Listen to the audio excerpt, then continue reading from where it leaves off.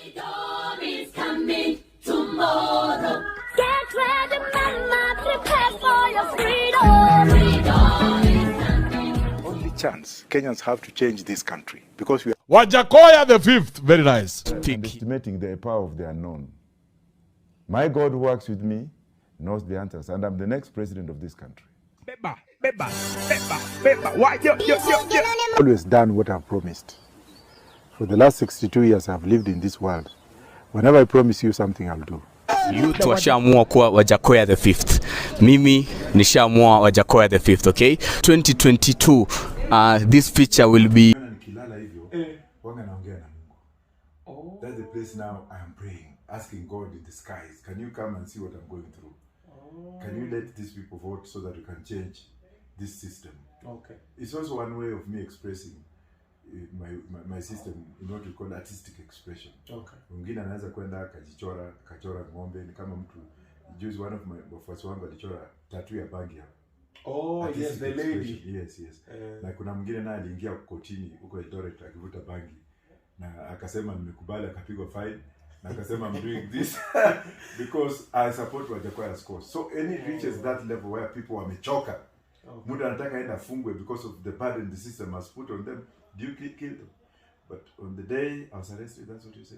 Yeah, so the first time you were arrested. Yeah, the first time I was arrested was a bit bizarre. It was unbelievable. Nimekaa na makopo wenzangu, tumefanya nao kazi mingi. Tumekaa kwa ofisi, huyu ndio mkubwa, huyu tunakulanga lunch pamoja. All of a sudden, jamaa anapotea, unafikiria ameenda hii nini. Anarudi, anasema you are under arrest, and I'm like, are you kidding me? Stop your jokes, man. Arrest kwa nimenyang'anya wewe bibi. Coffee twa nikajua iko serious. Ndio nikajua iko serious. Jamaa tumekaa vile tumekaa hivi. Jamaa nakuchapa coffee, na kwa vile alikuwa chief inspector na mimi nilikuwa inspector. Sasa nikasema, what is this?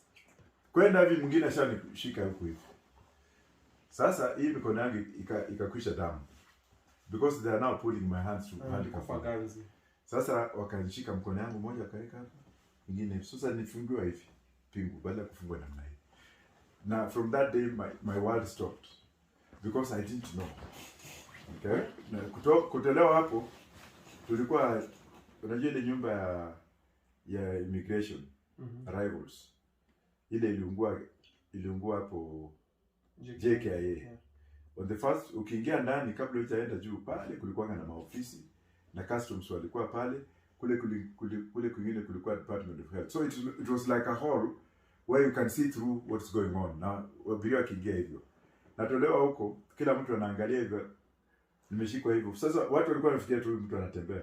And because I was very very well known to be a very flamboyant police officer, because I lived the way I live, I lived well. So nikatolewa hapo, nikaingizwa chini. Watu wakasema ngai, na watu wenye walihudhuria hiyo bado wako. Some of them have not died. And those are the people who support my cause on a very serious note because they saw what happened. Kwenda pale nje, tears started streaming. Manake, mimi kama raia silingi. Hata ukinifinya namna gani, finya na kufinyanga tena. Mimi kwanza silingi, lakini siku hiyo, things were like, my whole world had broken into two. Kwenda pale kulikuwa na zile mapujo za polisi. Zile mrefu, zile pujo 504. Buti nafunguliwa na ingia ndani. Alafu, huyo jamaa akanipiga kofi tena. Kumanyoko. Then I realized I had to change my mind very quickly. I had to think very fast. Ndio nikaona kwamba ni ile mambo ya Dr. Huko inaingia. Because kulikuwa na fununu kwamba nitashikwa. Wenzangu walikuwa wameshikwa, wengine up to today hatujui mahali wako. Oh, it was a Dr. Huko story. Yeah. Which year was this? That was in immediately after Dr. Huko, 2 months after Dr. Huko's death. 2 months after Dr. Huko's death, and I had been involved in the inquiry. Okay. I had been involved in the inquiry. So I thought they were arresting me for that because some of them had wanted me to bring in the spools. Unajua ukisikiza simu ya mtu kuna ile recordings inaenda around kama ile film projector. Yeah. Ile ka step kanaenda hivi. Tulikuwa tunatreat spools. But I had hidden some of them. So nikajua hapa kimeumana. But then what they didn't understand is that I had given them to somebody who had already left the country. That is a story for another day. So then nikapelekwa JKIA police station. It was still brand new. Brand new, hiyo iko hapo. Senior hapo the OCPD alikuwa anaitwa Nono. A good man, a friend of mine. Naye pia niliona nilishika mkono hivi wakati nilikuwa naingizwa ndani. Na unajua kwa police kama umeshikwa na special branch wakati hiyo ilikuwa ni special branch case, yani NSIS equivalent. Wewe unashikwa kama umeletwa now to be processed. There is nothing the police in uniform can do. And that's why I applaud the police in uniform until today. Ndio nikawekwa hapo. The story nyingine ambayo itakuja ni nyingine. Nilifungiwa hapo bila any communication. Sasa gari yangu nimeacha airport. Keys sijui nini.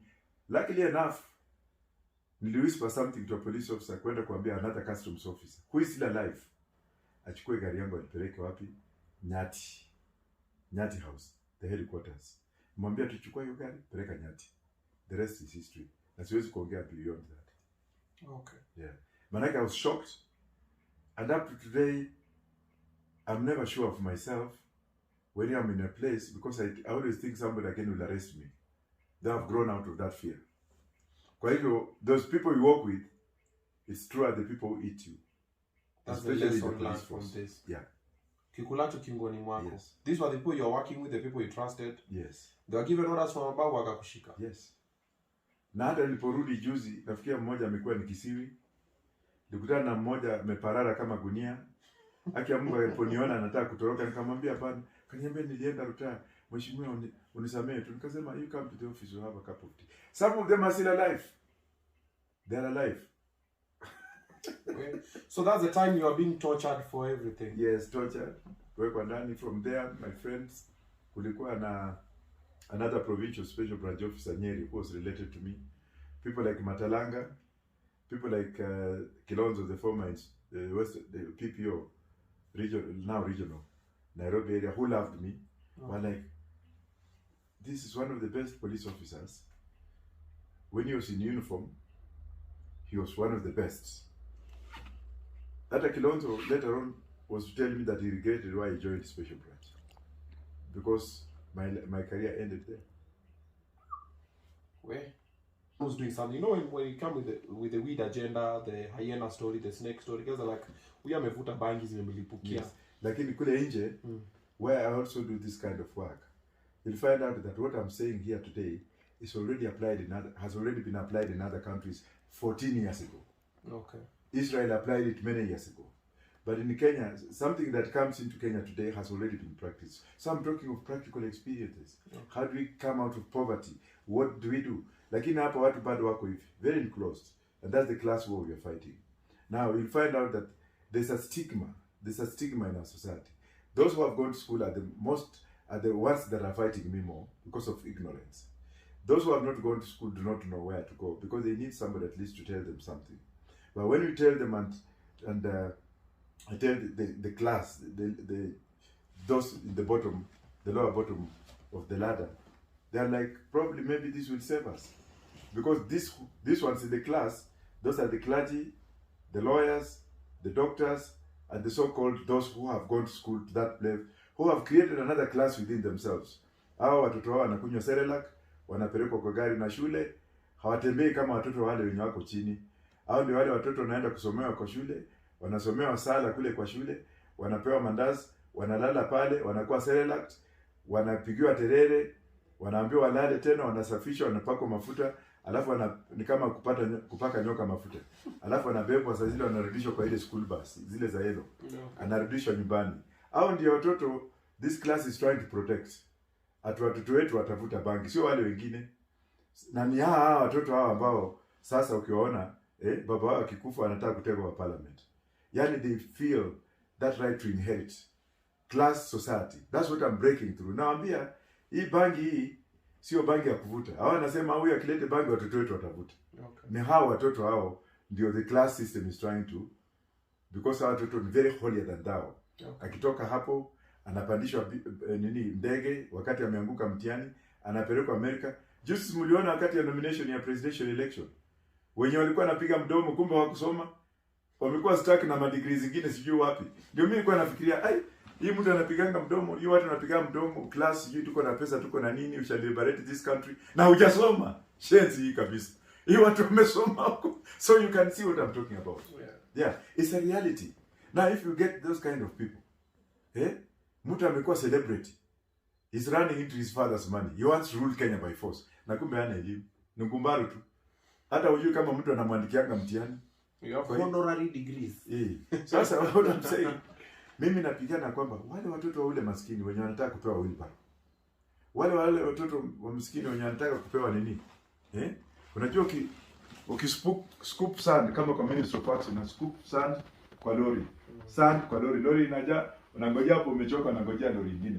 I tell you when you scoop that na when you retire, utasahau ya kwamba you're scooping sand. Kwa retirement utakuwa ukitembea mkono namna hii. Asivyo. So that's the society our guys they want to create for us. That's why I've come up and I've said, hii banki ndio italeta maendeleo. Wazungu wameichukua wameipeleka another level. Wanajenga mabogi ya train, wanajenga planes, wanajenga kamba, tents na ammunition. Na sasa wanataka kuja na compassionate convention, International Narcotics Convention. Alafu wana set rules. Sasa zile wameshiba. Ndio sasa Kenya ikitaka kupanda bangi lazima isign ile convention na ifollow ile convention, which means that wenye wataruhusiwa kupanda bangi wakati imehalalishwa watakuwa the same people. Build up big plantations, make big money with the multinational corporations and employ the poor Kenyans. Mimi nataka the other way around.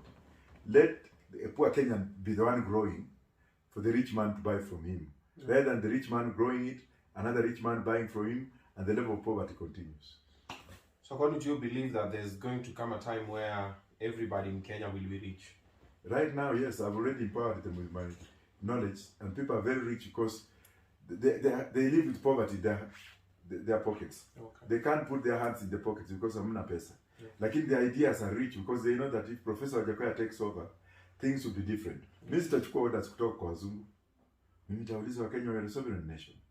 If the white people want to come and do what they did, to do a Patricia Lumumba on me, because I will be stealing their thoughts, so it be. Ulisikia Murathe alikuja akasema, yes, hata juzi nilipokuwa South Africa, hii kitu iko na mbesha. Nikaona this is a danger zone. Anasema Raila should we legalize bar. Nikaona azee, sasa wameanza kuiba hii idea. Watu maskini hawatapanda. Tukihalalisha ni hawa tena watakuja kuingia hii business. So let's say if Raila wins, or if the DP wins, or if Mwaure wins, and they want to call you to work with you in their government, whoever wins, will you be willing? I can't answer that because I'm the one winning. But in case I don't win, then we shall talk. Calling it the Wajackoyah effect. Kidogo nasikia 1 million Wajackoyah, 2 million. Hey, he must be the most genius I've ever seen in my life. Kwenye comment hapo nataka comment Wajackoyah the 5th. Kwenye comment section just give me Wajackoyah